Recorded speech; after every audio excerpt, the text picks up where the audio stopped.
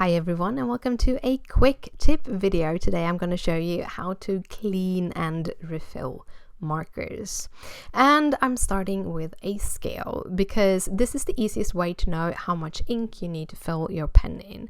A filled pen will weigh between 13.6 or 13.8 grams. A pen that comes from the factory might weigh more because they can get more into the pen, but when you refill yourself you don't really want to go over 13.8 because that can start making your pens leak.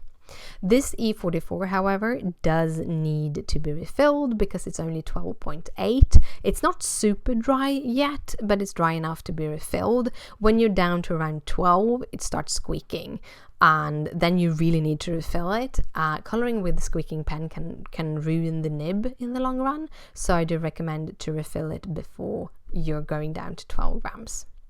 Start by dropping a couple of drops of the colorless blender into the lid, and then I take another couple of drops onto a folded piece of paper, and I just spin the nib and the plastic around the nib in my hands to clean it off.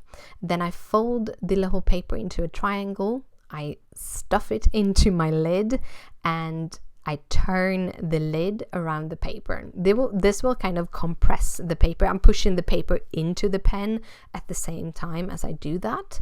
And then I just lift it out a little bit and use the alcohol wet paper to dry off the excess ink that is in and around the lid. The reason for doing this, to cleaning this off, is because the pigment gets sticky, and when it gets sticky it can be hard to close the pen properly, and it can come air into the marker and it can dry out.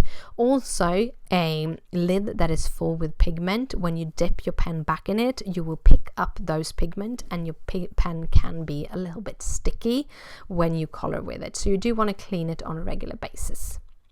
The next step is to refill it. I'm really making sure that I'm using the right ink for the right pen. I use my Copic tweezers to pull out the back end of the pen. I just lost the word, the angled part. I never use that part. Chisel end. I then weigh the pen to figure out how much ink I can put in it. The pen weighed 7.7 grams, so I should get it up to 8.7. However, I'm a little bit of a chicken when it comes to filling because I really don't want to refill it too much. I rather refill it an extra time closer again than having my pen drip, because inks is very expensive, and having to color off the pen because it's too much ink in it, and just losing all that ink is no fun. So I stopped at 8.3 grams. I put back the chisel end. I try to get the same angle as the image. I don't know if that matters, but I do that. I put the lids on. However, I carefully just twist them off just a little bit and just lay the pen for a minute or two on the table. This is to let the kind of pressure in the pen just even out a little bit, which is also a good tip if you have a dripping pen that you know isn't over refilled. Just loosen both of the lids and let it lie for a little while, and it will kind of even out the pressure. The pressure can change from changes in temperature, changes in pressures outside, but also if you take them with you on an airplane or similar, it can also change the pressure in the pens. That it could be good to kind of twist the lids and just be even. I wash all my pens, or the lids and the nibs and everything, with a colorless blender, and there's a very big reason for doing that, and that is because it's the same ink that the pigment is suspended in the pens. Therefore, you are not ruining anything by using that to clean with.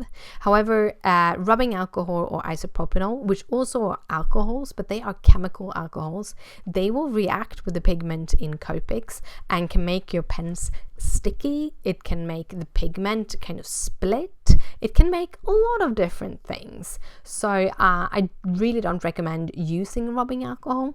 I have used it previously on kind of the outer of the pen, just the barrel, when I've cleaned it up, like when I do accidents like I did here, I could have used it. However, I have found that if I use it when I clean my lids, for example, it's not always I get all of the alcohol out of the lids, and then I will in that way contaminate the nib when I put the lid back on. So nowadays I just use the colorless blender. I'm using so little that really doesn't matter. However, I do need to buy a new refill, but yeah. So that is how you refill your pens. I just use some just paper cloth that I cut in pieces to clean. I have everything in my own little spare place with everything. But yeah, I hope you liked my video. Thank you so much for watching. If you like it, please thumbs it up. If you have any questions, just comment down below. Down below you can also leave tips for other quick tip video you want to see from me. Thank you again for watching, and I'll see you later. Bye!